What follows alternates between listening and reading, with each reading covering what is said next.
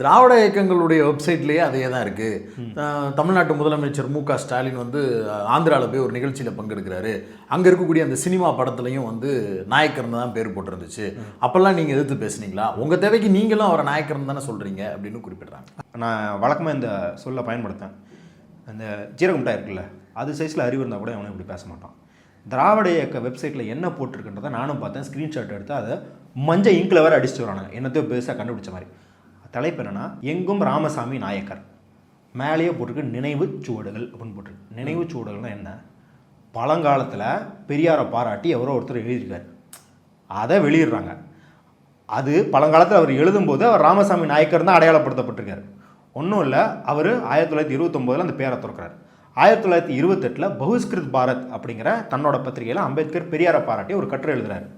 பாராட்டி இங்கே இருக்கிற எல்லா தேசிய தலைவர்கள்லையும் சிறந்தவர் இவர் தான், அவங்கள போல தீண்டத்தவல், அன்னைக்கு தலித் மக்களின் பேர் தீண்டத்தவலின் சுயராஜ்யத்தை பற்றி யாருமே யோசிக்கிறது இல்லை, அதை பற்றி கேள்வி கேட்டால் அதெல்லாம் பழங்கதை, இந்தியாவுக்கு சுதந்திரம் கிடச்சிட்டா அவங்கெல்லாம் பாதிக்க மாட்டாங்க அப்படின்னு பேசிக்கிட்டு இருக்கும்போது ராமசாமி நாயக்கர் ஒருவரே அவர்களின் சுயராஜ்யத்தை பற்றி பேசுகிறார் அப்படின்னு ராமசாமி நாயக்கர் தான் எழுதுறாரு. அம்பேத்கரே எழுதுறாரு. ஏன் எழுதுறாரு? ஏன்னா அப்போ அவர் ராமசாமி நாயக்கர் தான் அடையாளப்படுத்தப்பட்டார். இப்போ உடனே வந்து ஏன் அம்பேத்கரே ராமசாமி நாயக்கர் தான் அடையாளப்படுத்தப்பட்டு எந்த கேனன் அது கேட்பானா? அந்த மாதிரி தான் 1924 25 யாரோ எழுதின கட்டுரையை நினைவு சூடுகள்னு எடுத்து எங்கும் ராமசாமி நாயக்கர் அப்படின்னு போட்டுருக்காங்க. வேற ஒருத்தனை கோட் பண்ணுறதுக்கும் ஆசிரியர் வீரமணியும் இல்லை ஐயா சுப்புய்யா அவர்களோ பேசும்போதே ராமசாமி நாயக்கர்னு பேசுறதுக்கு வித்தியாசமானா?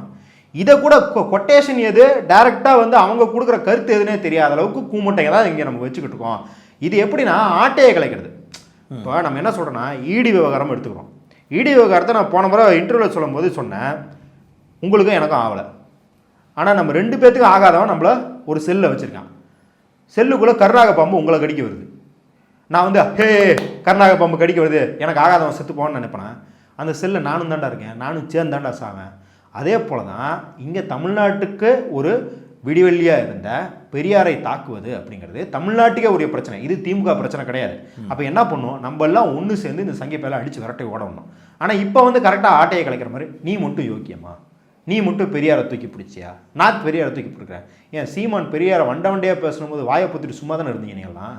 அப்போ இப்போ மட்டும் என்ன அப்படின்னா, இந்த ஒன்றிணைவு இருக்கக்கூடாது அப்படின்னு பல சக்திகள் வேலை பார்க்குறாங்க. இது கான்சியஸாக சில சக்திகள் வேலை பார்க்குறாங்க, அறிவில்லாமல், நான் சொன்னேன்ல ஜீரகம் மிட்டாய் சைஸ் அளவு கூட அறிவில்லாமல் சில சக்திகள் வேலை பார்க்குறாங்க அப்படின்றதான் புரிஞ்சிக்க முடியுது.